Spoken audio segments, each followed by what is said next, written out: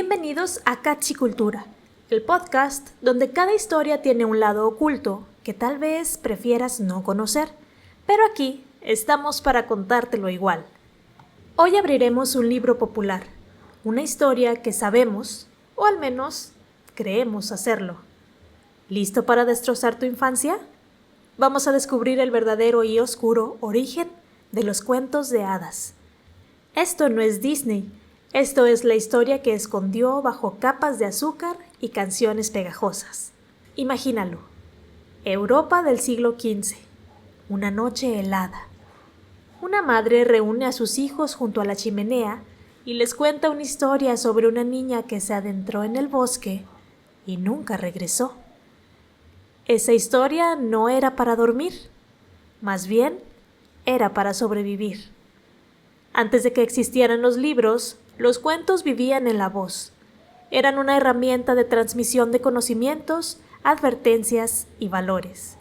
Las abuelas y cuentacuentos los narraban para enseñar a los pequeños cómo evitar peligros reales: lobos, extraños, hambre y decisiones imprudentes. El entretenimiento era solo un disfraz. Lo importante era el mensaje.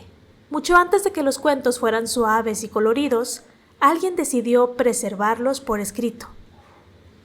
En el siglo XVII, en Italia, Giambattista Basile publicó El cuento de los cuentos, una colección de historias populares napolitanas.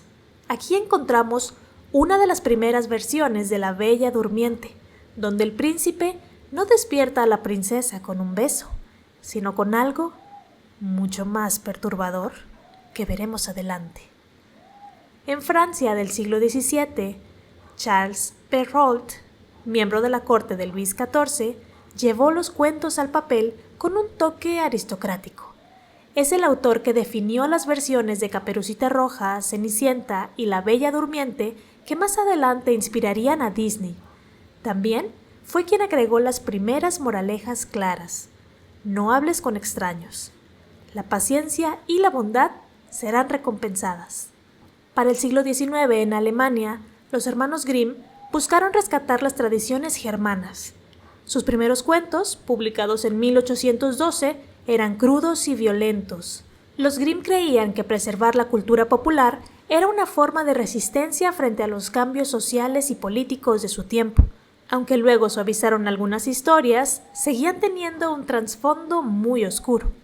Por último tenemos a Madame de Aulnoy, quien acuñó el término cuentos de hadas y mezcló la tradición oral con elementos literarios sofisticados, junto con Afanisev en Rusia, quien recopiló cientos de cuentos populares donde brujas y criaturas mágicas eran tan comunes como el pan diario. Ahora hablemos de los cuentos que creías conocer. En Caperucita Roja, la versión más antigua no tenía cazador que la salvara. Caperucita era devorada. Era un cuento de advertencia sobre los hombres disfrazados de encantadores. El lobo simbólico que acechaba a las jóvenes y también la pérdida de la inocencia. En Cenicienta, en relatos como el de los Grimm, las hermanastras se cortaban los dedos o los talones para que el zapato les cupiera. También habla sobre la movilidad social, pero siempre a costa del dolor y sacrificio. En La Bella Durmiente tenemos la historia de Sol, Luna y Talía, en donde Basile narra que la princesa es abusada mientras duerme y da a luz a gemelos. Aquí el simbolismo no es el amor romántico, sino la falta de agencia de las mujeres en sociedades patriarcales. Sol, Luna y Talía fue el precedente a La Bella Durmiente. El cuento de Hansel y Gretel está inspirado en épocas de hambruna donde los padres realmente abandonaban a los hijos. Este simboliza el paso de la infancia a la madurez a través de la resiliencia. Haciendo un pequeño paréntesis, tenemos acá en Cachicultura el video de las granjas de bebés, donde también se aborda un poco este tema de Hansel y Gretel. En el cuento de Rapunzel, la torre simboliza la pubertad. En algunas versiones, Rapunzel queda embarazada después de las visitas del príncipe. lo cual reflejaba el miedo a la sexualidad femenina descontrolada. Por último, pero no menos importante, tenemos el cuento de Barba Azul. Este es uno de mis cuentos favoritos y aunque quizás no es tan conocido, es bastante aterrador.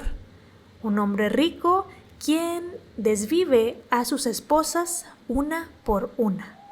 Este cuento advertía a las mujeres sobre los hombres poderosos y sus secretos. Ahora muchos se preguntarán, ¿por qué las historias eran tan crueles? ¿Qué tenían los narradores medievales contra los niños? La respuesta es sencilla y brutal. El mundo era cruel. Las tasas de mortalidad infantil eran altísimas.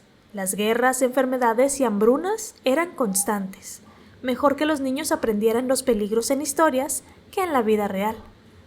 Además, según el psicoanalista Bruno Bettelheim, los cuentos ayudaban a los niños a enfrentar sus miedos inconscientes, miedo al abandono, a la muerte, a la sexualidad y al cambio. Eran una especie de terapia para enseñar la resiliencia.